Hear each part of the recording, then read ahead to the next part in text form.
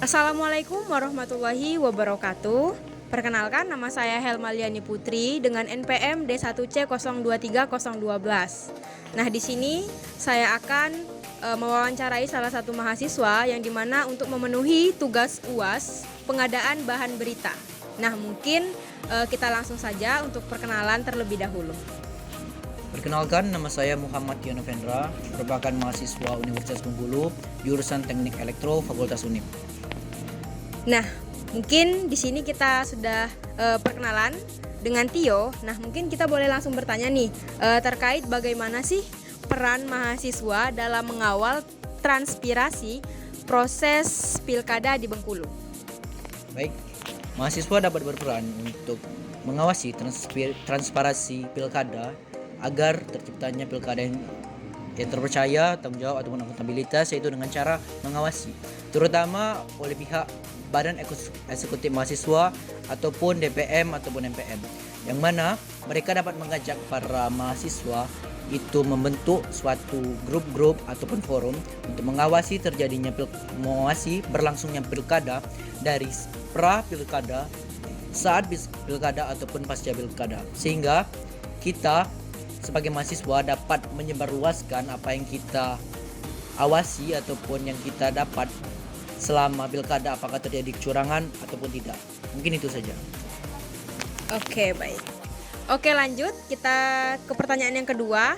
Nah, apa sih yang didapat ataupun yang dilakukan mahasiswa untuk meningkatkan partisipasi masyarakat dalam pilkada?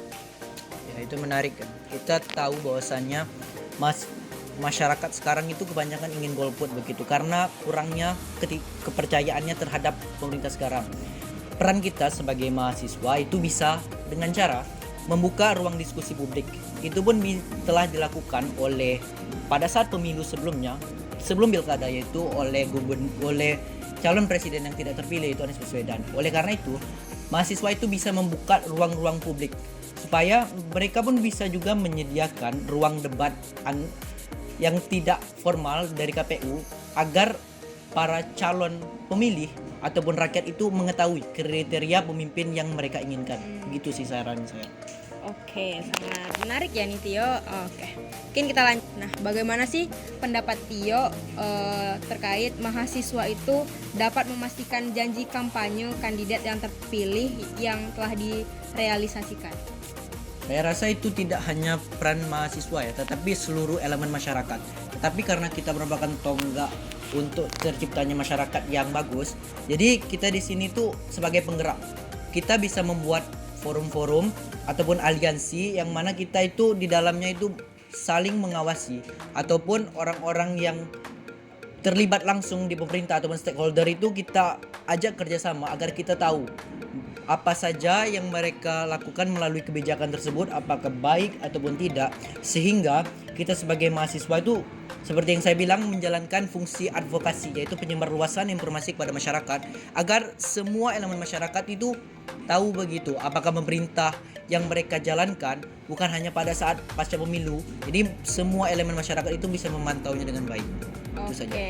Oke, mungkin cukup menarik ya terkait pertanyaan-pertanyaan dan jawaban-jawaban yang mungkin pendapat Tio sebagai mahasiswa terkait pilkada yang ada di Bengkulu. Oke, kita lanjut ke pertanyaan selanjutnya. Menurut Tio, apa kontribusi mahasiswa dalam mendorong pilkada yang bebas dari politik identitas? Itu menarik ya. Tapi untuk khususnya di wilayah Bengkulu itu tidak terlalu digaungkan ya politik identitas. Selama amatan saya sejauh ini juga belum ada. Tapi jikalau akan ada mungkin di 5 tahun berikutnya, hal itu tuh bisa kita antisipasi dengan cara membuka ruang diskusi publik yang mana isu yang digaungkan itu inklusivitas ataupun kesetaraan gender begitu.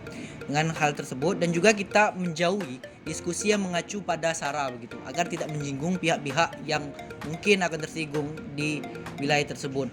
Dan juga kita harus menggaungkan bahwasannya politik itu harus bersifat netral, jangan membawa agama ataupun sara yang seperti saya bilang tadi begitu. Oke, kita lanjut. Bagaimana pendapat Tio terkait mahasiswa ini untuk mendorong calon kepala daerah yang dimana untuk fokus kepada isu-isu lokal terutama yang ada di Bengkulu. Ya, memang banyak isu-isu lokal di Bengkulu, tetapi isu-isu yang paling hangat baru-baru ini yaitu gubernur sebelum kita, yaitu Rohidi Mersya, itu terkuak melakukan korupsi yang mana telah terjadi OTT oleh KPK dan ditangkaplah dia. Jadi menurut saya ke depannya gubernur terpilih yaitu Helmi Hasan itu harus fokus untuk memberantas korupsi, yang mana yang anak buah dari Rohidi Mersya ini harus diusut sampai tuntas supaya pemerintahan selanjutnya itu bersih dari korupsi. Dan juga untuk isu-isu lokal sendiri memang cukup sentimental ya, tetapi itu bisa diselesaikan dengan cara mencari pihak tengah ataupun mediasi dari orang yang mungkin memang mengenal wilayah tersebut sehingga tahu titik tengah dari misal suku yang terpecah belah ataupun isu-isu sentimental lainnya. Jadi salah satunya yaitu memediasikan pihak-pihak yang berkonflik tersebut. Oke, mungkin kita masuk ke statement terakhir. Mungkin boleh Tio memberikan kesan dan pesan sebagai mahasiswa terkait gubernur yang mungkin akan terpilih nantinya di Provinsi Bengkulu ini. Harapan saya sebagai mahasiswa yaitu agar Helmi Hasan tidak mengulangi kelakuan yang sama, itu korupsi pada saat dia menjabat wali kota sebelumnya. Dimana kita tahu bahwasannya kakak Helmi Hasan itu kan ketua partai PAN dan juga menteri koordinator yang dekat sekali dengan Kim Plus, memiliki kekuasaan yang besar untuk bisa melanjutkan 2 periode. Oleh karena itu saya berharap pemerintahan yang dia pimpin nantinya itu bersih dari segala tindak korupsi, kolusi ataupun nepotisme, sehingga seperti yang kita harapkan semua, kota Bengkulu itu ataupun provinsi Bengkulu itu bisa maju. Oke, mungkin untuk Bengkulu ini lebih maju ke depannya ya Tio, untuk harapan dari Tio sendiri.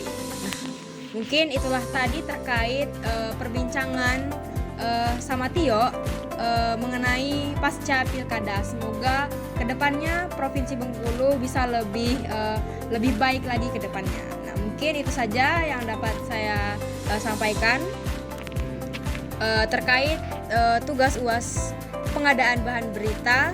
Saya Helmaliani Putri mengucapkan terima kasih. Wabillahi taufiq wal hidayah. Wassalamualaikum warahmatullahi wabarakatuh.